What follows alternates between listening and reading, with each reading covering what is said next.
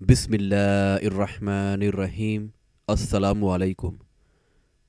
ابلیس شیطان جن تھا یا فرشتہ؟ انشاءاللہ قرآن کی روشنی میں بیان کروں گا۔ قرآن کریم میں کئی مقامات پر آدم و ابلیس کا قصہ بیان کیا گیا ہے، جیسا کہ سورہ البقرہ آیت نمبر 34 میں اللہ تعالیٰ فرماتا ہے، ہم نے فرشتوں سے کہا کہ آدم کو سجدہ کرو، سو ان سب نے سجدہ کیا سوائے ابلیس کے۔ اور سورہ اعراف آیت نمبر 11 میں اللہ تعالیٰ فرماتا ہے، ہم نے تم کو پیدا کیا، پھر ہم ہی نے تمہاری صورت بنائی، پھر ہم نے فرشتوں سے کہا کہ آدم کو سجدہ کرو، تو ابلیس کے سوا سب نے سجدہ کیا، وہ سجدہ کرنے والوں میں شامل نہ ہوا۔ اور سورہ ہجر میں آیت نمبر 28 سے 31 تک اللہ تعالیٰ فرماتا ہے، اور جب تیرے پروردگار نے فرشتوں سے فرمایا کہ میں ایک انسان کو کالی اور سڑی ہوئی کنکناتی مٹی سے پیدا کرنے والا ہوں، تو جب میں اسے پورا بنا چکوں اور اس میں اپنی روح پھونک دوں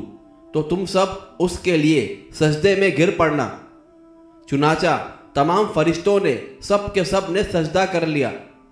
مگر ابلیس کے اس نے سجدہ کرنے والوں میں شمولیت کرنے سے صاف انکار کر دیا۔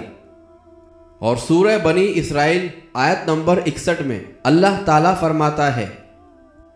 اور جب ہم نے فرشتوں کو حکم دیا کہ آدم کو سجدہ کرو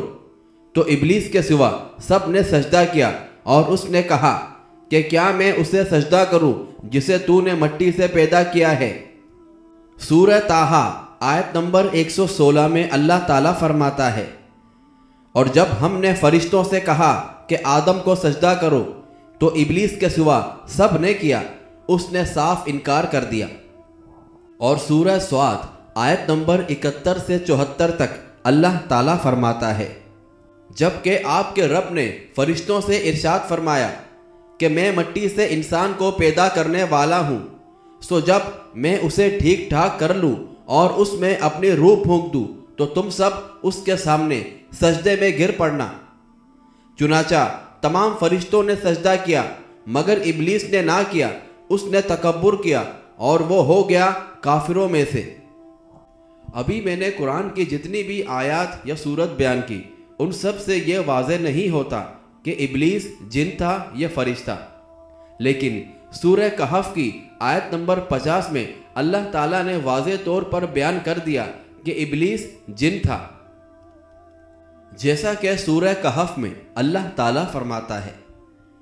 اور جب ہم نے فرشتوں کو حکم دیا کہ تم آدم کو سجدہ کرو تو ابلیس کے سوا سب نے سجدہ کیا، وہ جنوں میں سے تھا۔ بہرحال قرآن کی اس صراحت نے واضح کر دیا کہ شیطان فرشتہ نہیں تھا۔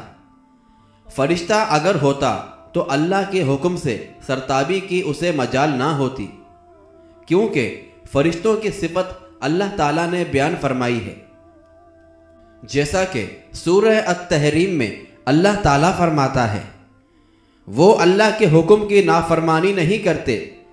اور وہی کرتے ہیں جس کا انہیں حکم دیا جاتا ہے۔ بہرحال اس صورت میں یہ اشکال رہتا ہے، اگر وہ فرشتہ نہیں تھا تو پھر اللہ کے حکم کا وہ مخاطب ہی نہیں تھا، کیونکہ اس کے مخاطب تو فرشتے تھے، انہی کو سجدے کا حکم دیا گیا تھا۔ اس کا جواب یہ ہے کہ فرشتوں کے علاوہ شیطان کو بھی مستقلاً حکم تھا، وہ سجدہ آدم کے حکم کے ساتھ اس کا مخاطب کیا جانا قطعی ہے، جیسا کہ سورہ اعراف میں اللہ تعالیٰ فرماتا ہے، جب میں نے تجھے حکم دے دیا تو پھر تجھے سجدہ کرنے سے کس چیز نے منع کیا۔ اور سورہ کہف میں اللہ تعالیٰ فرماتا ہے، اور جب ہم نے فرشتوں سے کہا کہ آدم کو سجدہ کرو تو ان سب نے سجدہ کیا سوائے ابلیس کے، وہ جنوں میں سے تھا، بس اس نے اپنے رب کے حکم کی نافرمانی کی۔ بہرحال سورہ البقرہ کے پہلے حصے سے ہمیں یہ تاثر ملتا ہے کہ ابلیس ایک فرشتہ تھا۔ قرآن کریم عربی زبان میں نازل ہوا ہے، عربی گرامر میں ایک کلیہ تغلیب کے نام سے معروف ہے، جس کے مطابق اگر اکثریت سے خطاب کیا جا رہا ہو تو عقلیت بھی خود بخود اس میں شامل ہوتی ہے۔ مثال کے طور پر میں 100 طالب علموں پر مشتمل ایک ایسی کلاس سے مخاطب کر رہا ہوں جس میں لڑکوں کی تعداد 99 ہے اور لڑکی صرف ایک ہے، اور میں عربی زبان میں یہ کہتا ہوں کہ سب لڑکے کھڑے ہو جائیں، تو اس کا اطلاق لڑکی پر بھی ہوگا۔ مجھے الگ طور پر اسے مخاطب ہونے کی ضرورت نہیں ہوگی۔ اسی طرح قرآن کے مطابق جب اللہ تعالیٰ نے فرشتوں سے خطاب کیا تو ابلیس بھی وہاں موجود تھا، تاہم اس امر کی ضرورت نہیں تھی کہ اس کا ذکر الگ سے کیا جاتا۔